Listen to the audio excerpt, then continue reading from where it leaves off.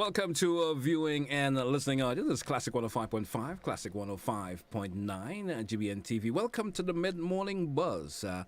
I'm your host, GT, taking you through this morning. And with me, I have my guest with me this morning. That's Dr. Amon.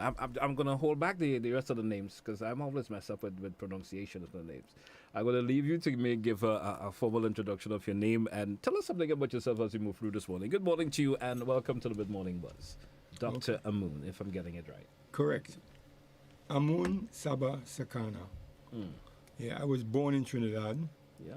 And migrated with my parents and siblings to the United Kingdom in 1965, Right. where I remained most of my life. And during that time, I attended university part-time from the age of 32 until I was about 44 years old. Mm-hmm. Part-time study. But the important thing is this, that the book that I've written is entitled Djejuty / Hermes, Foundational Philosopher in the Italian Renaissance.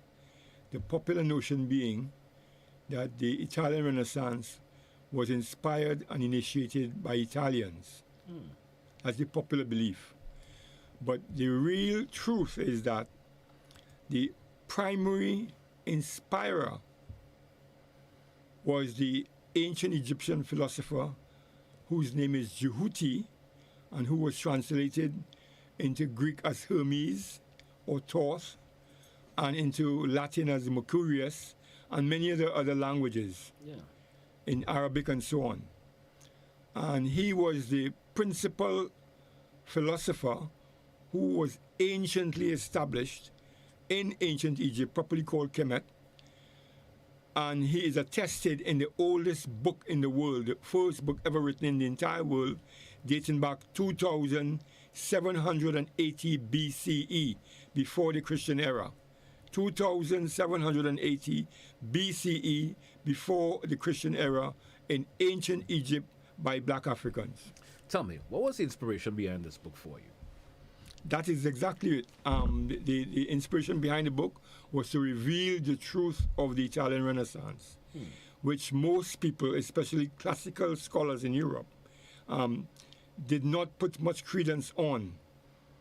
And as a result of a particular classical scholar who said that many of the savants in Europe in the 15th and 16th century believed that the philosophy contained in a book called the Hermetica, which was published between the 2nd and 3rd centuries AD, was mythical in that they believed it was much older. She herself, being a classical scholar, was only schooled in Greek and Latin. She couldn't read hieroglyphics. She wasn't schooled in hieroglyphic history. So she didn't know there were antecedent philosophies in writing that she could consult in translation, in English translation. She could have consulted it, but she didn't. So she made this sweeping generalization about the brevity of the history of the book referred to as the Hermetica, in which the philosophy of Djejuty is contained. But in fact, as I said, he is referred to in a book called the Pyramid Text, which is the first written book in the world, dating back to 2780 BCE. Oh, that's interesting. I mean, I myself, who have limited information of the philosophy of Italian philosophy as you speak of. Yes. I have limited information about that. Right. But it always interests me to see, of course, individuals like yourself who goes through the process of gaining the information that you certainly have been putting into this book. When individuals pick this book up and to read, what would you expect them to gain from it? A better idea of the origin of the Italian Renaissance and of the word philosophy itself and where it came from. It was impossible for the Greeks or the Romans to invent philosophy, although what we call philosophers, people like Aristotle, Plato, and so on, it was impossible for them, who are called Greek philosophers, to have practiced their philosophy in Greece, because it preached an egalitarianism which was foreign to the Greek political state. Foreign. I'm talking about between 1000 and 400 BCE, before the Christian era.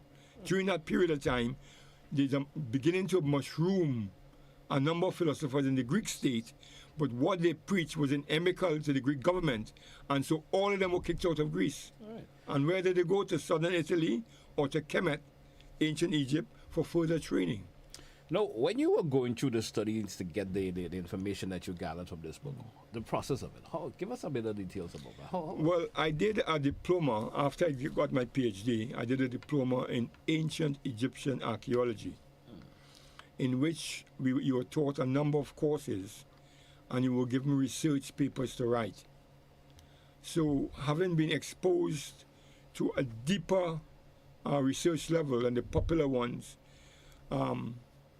I was able to get some idea of what was going on in real history, and how the world was duped into believing that the Greeks and the Romans created philosophy. The word philosophia, love of wisdom, is alien to the Greek state, as I said before, because it was a pillaging, colonialist, slave-owning societies. It is impossible to practice philosophy which involves egalitarianism, right? An equitable society with distribution of wealth and so forth. So anyone who was preaching that was thrown out of Greece. All the so-called Greek philosophers were thrown out of Greece and jailed. This is interesting. This is an interesting conversation. I'm listening to you, and I'm feeling the passion that you have in terms of when you found out about the philosophy and the real myth behind it and so forth, that you were able to bring it out in this book. Where does this go from here for you? Well, this is one beginning. I have two other books in the making. One is on ancient Egyptian art. And art in ancient Egypt, which is part of an African civilization, influenced by African civilizations. Art was symbolic. So if you see a piece of art, you will not be able to read it unless you're an initiated person who knew the symbolisms expressed in that piece of art. And that is what the next step is. That's one book. It's already written, but I'm revising it. Okay. And then I have another one that deals with the pre-dynastic, that before the first pharaoh in ancient Egypt came into being, many of the traits of pharaonic civilization were already in place in an area referred to as Nubia. That is from northern Sudan to southern Egypt, amongst African people, and they were incorporated into Egypt when it was formed as a United States state in 3200 BCE. The first United State in the world. Yeah. Greek was not a state until the 19th century. Italy was not a state until the 19th century. So we're talking about a state that was united with a similar culture from north to south, from east to west. Same language. 3,200 before the birth of Christ. Tell me, you being a Trinidadian by birth, your family migrated to the UK, as you mentioned. Yes. You were able to go through the universities and studies. I'm looking at some bio about you in terms of your writing, the lectures that you have gone through. How does you feel as an individual? I beg your pardon? I mean, I'm looking at the lots of stuff that you have written before. Yes. The lectures that you have conducted. Yes. The media work, and so. How does it make you feel as an individual? How does it make you feel about that?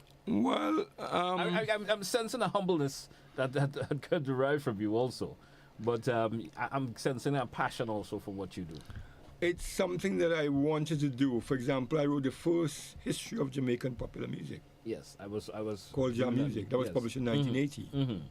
So people might think that's a great distance from the work that I'm doing. Mm-hmm. But all of culture and civilization is connected. all of it is connected.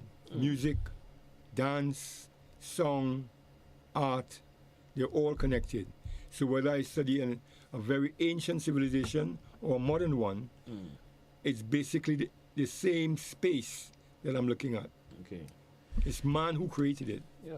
I'm also gasping that a lot of your work has a tendency to do with a lot of those ancient civilizations, the Greek, the Egyptian and stuff. Have you ever put a serious tendency of putting a lot of your work into Caribbean civilization? Have you ever? Well, I have a 2-volume book that I've written. Yeah. One it's called The Colonial Legacy in Caribbean Literature. And I also did the first book ever written on a Guyanese writer called Roy Heath, who may not be popular in the Caribbean, but at one stage he was very popular in Europe, particularly in the UK. And he won the Guardian Fiction Prize for one of his novels. I did a study of his work. And to me, he was the greatest champion of anti-colonialism in the Caribbean in terms of literature and the pretended middle class and how their lives were pretensive, not deep, not contributing to the development of indigenous culture and so forth. So I did a study of his work, and I've always done that. Okay. Now with this new book, well, of course, this is a new book launch. I'm assuming it's out already. I'm seeing it's available at Amazon and so forth. You're in Grenada here now. Where does it go for here with that? What are we expecting from you with that? Well, I'm planning on doing something in Grenada at some stage if I could get the right building.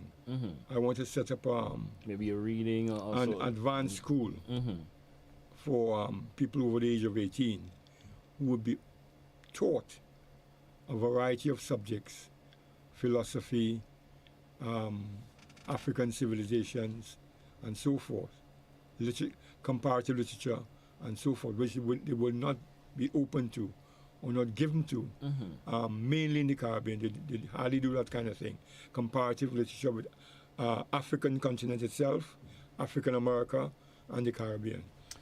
Tell me, I guess you have noticed that we don't see young people per se putting a lot of energy into the work that you have done.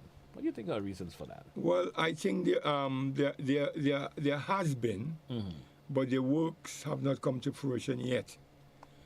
For example, I published a book by a Nigerian-born British young man. He was young at the time. It's called Foundations of African Thought. And again, that was a book on philosophy. Yeah. And that did very, very well worldwide in terms of influence and references by many well-known scholars in the Pan-African world. Right. So I think there is a movement of young people getting deeper. And I also helped a young fellow in London, Andrew Jaggs, put him onto Egyptology to study formally, because people talk about Egypt, but they don't do any formal studying.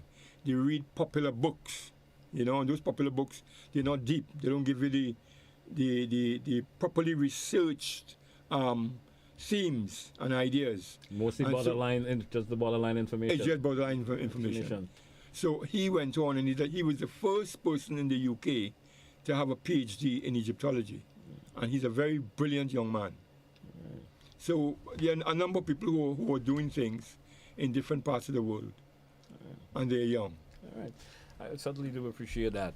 No, you're here in Grenada. Are you visiting in Grenada, or is it just? My wife is Grenadian. Yes. My father is Grenadian. Okay. My father came from Grenville. All right. And I have a long history of, at least from the 1850s, of my ancestors being born and living in Grenada since that time. All right. Interesting to know. Yeah. Interesting to know. Dr. Moon, it's a pleasure having you here this morning. Interesting. I could sit and listen to you for the entire day, learning of the philosophy of things that you've been, of places you've been, and the philosophy of the work that you've been doing. And I'm looking at the books that you have written and stuff like that. It seems very interesting. I would love to probably put my hands on a copy of that book and sit back one of these days and read. Any final before we take a wrap for today? I beg your pardon? No, I was asking if there's any final thing you want to say before we take a wrap for today. Yes, I just think that we need to get ourselves out of reacting to when people do things. We shouldn't be reacting. We should take a proactive role in discovering information for ourselves. Don't just react. Somebody calls you the N-word, or somebody says you have no civilization and you have no history, and you react to it. Yeah. That's You should that's always what try the to emotion absorb about. it in a way that you could get to know no Exactly. reason why someone would say whatever exactly. they say. Interesting. Exactly. They want to suppress the truth, and they want to keep you believing that your history only begins at the beginning of slavery, 500 years ago, and not knowing that you have the oldest history in the entire world and the greatest inventors of everything, even in modern times. Even in modern times. All right. Dr. Boone, I want to thank you once again for sharing information with us this morning here on the Mid-Morning Buzz. Interesting conversation. Thank you. Thank you so much. And thank you very much for having me. I'm very happy to be here. All right. And Interesting. Grenada is just an incredible country. I know. I know. Thank you, folks, for being here on the Mid-Morning Buzz. I want to thank Dr. Amon once again, and thanks all our listeners and viewers for being with us this morning. Have yourself a lovely day. We'll be back with you tomorrow for another program. That's where I say goodbye for the Mid-Morning Buzz.